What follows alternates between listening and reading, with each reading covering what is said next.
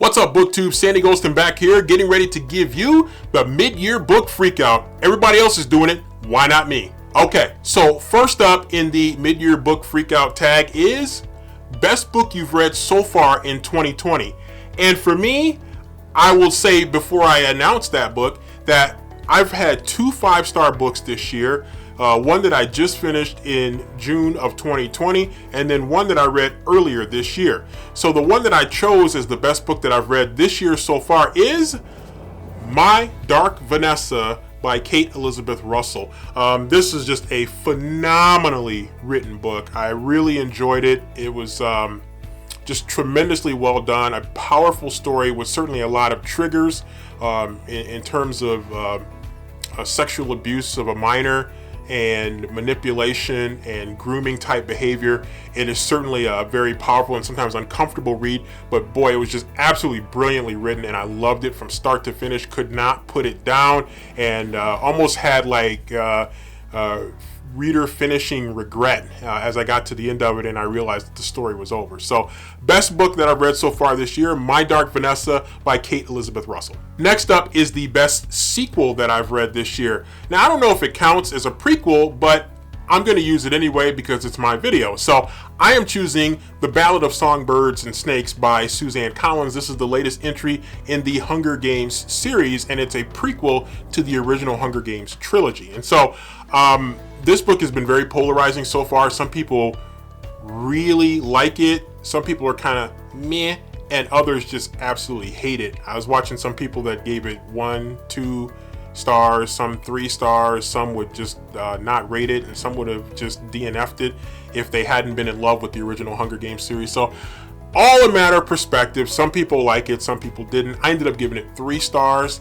It was a solid read. It was fun. I really thirsting for the Hunger Games, and I wasn't necessarily the type of person that would read the Hunger Games when I actually first read the Hunger Games. But then once I got into the original book, the Hunger Games, I could not put it down. It was engrossing, loved it, and that was all the motivation I need to read Catching Fire and then Mockingjay, and then be ready for when The Ballad of Songbirds and Snakes came out. Next up is new release that you haven't read yet. Well, I don't know. There's a ton of them. Probably too many to mention. Most anticipated release for the second half of 2020. I've been putting a little bit of thought into this, and I think, even though I've been a little bit on the fence about whether I'm going to buy it, I think I am going to end up buying the book, and that is He Started It by Samantha Downing. It was supposed to be released earlier this year, and then I think with everything that happened with COVID-19, they pushed it back to a late July release. And so I'm actually thinking about reading it. I'm almost sure I'm going to go ahead and buy it. I wanted to read My Lovely Wife by Samantha Downing, and I still might read that too, but as I told you in another video, I read a review accidentally that had a spoiler in it that wasn't labeled a spoiler, and it kind of gave away the ending of My Lovely Wife. So I might still read that as well, but I think maybe some of it might depend on how I feel about He Started It. So if He Started It is good, then I'll probably be willing to give Samantha Downing another chance. Not that she deserves another chance, but I'll be more than willing to read another one of her books. And so because the stories are very interesting for My Lovely Wife, and also for He Started It. Next up is biggest disappointment of the year. For me, and I know this is going to be controversial because a lot of people did like this book, and the book was really well written, but it just didn't work for me as well as it did for other people, and that was Ninth House by Leigh Bardugo. It was well written, but it just wasn't my type of story, and so for me, it was a disappointment, but that doesn't mean it was a bad book. It just wasn't really my thing. Biggest surprise of the year, probably My Dark Vanessa. That ended up being, I knew it was going to be good and a powerful read, but it actually ended up being better than I thought it was going to be. So My Dark Vanessa, again, ranks in another category here on the mid-year book freakout. Favorite new author of the year, probably is going to be Simone St. James.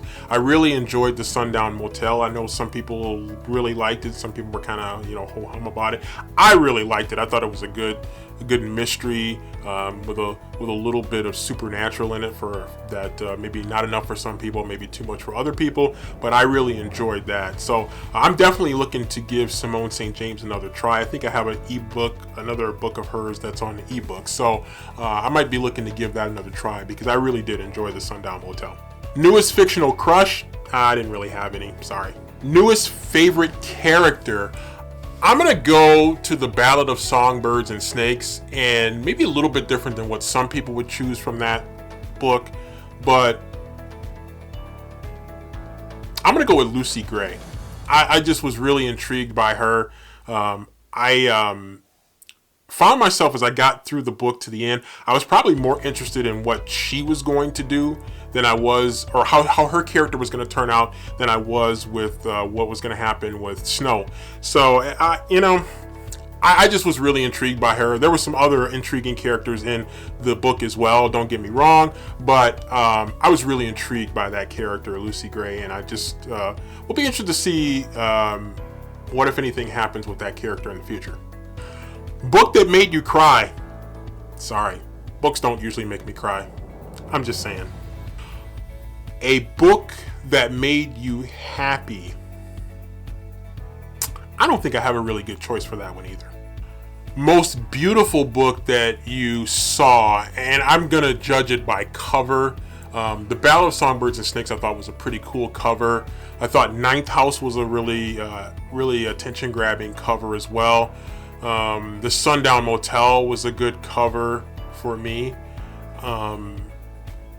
Yeah, those are some of the ones that really just kind of jumped out at me. My Dark Vanessa was an interesting cover too. It was an attention-grabbing cover as well. So I would say those are the ones that jump out at me. You could probably start flipping a coin as to which one was the best. I don't know, but those are some of the ones that really jumped out at me. And the last one was, what books do you really need to read by the end of the year? And I'm just too many to possibly start naming right now. I've got a lot of books that I'm looking forward to reading, ones that I know of, and probably some that I don't even know of that will end up being books that I really want to read by the end of the year. So that's the mid-year book freakout for me. I probably did not answer probably more questions than some other folks did not answer, but it is what it is. I did have fun with it. I decided to participate in this particular tag. So if you liked the video, please hit the like button. If you're interested in this kind of content, BookTube, AuthorTube content like I produce on this channel, then please consider hitting the subscribe button below and stay with me on this journey through BookTube and AuthorTube videos.